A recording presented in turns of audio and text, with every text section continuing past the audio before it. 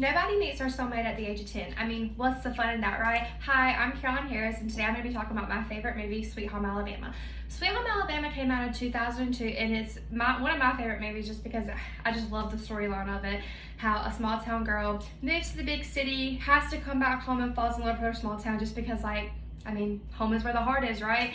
So, Sweet Home Alabama is a movie about a girl who is from Greenville, Alabama, who moves to New York City to fulfill her dreams in fashion.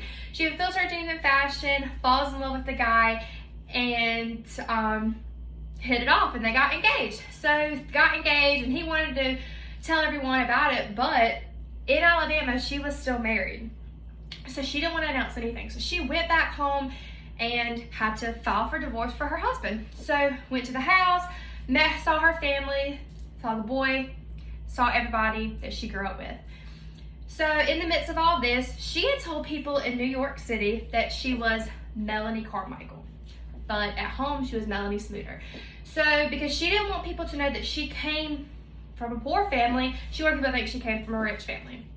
And then that's where things mixed in between, and her new husband's family did not like her very well because she lied about where she came from.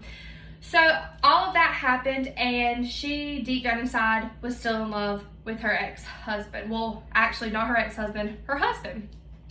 So wedding comes around.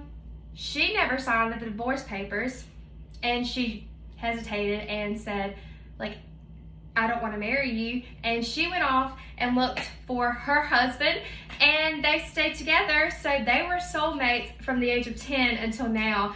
And, I really love this movie because, you never forget where you come from.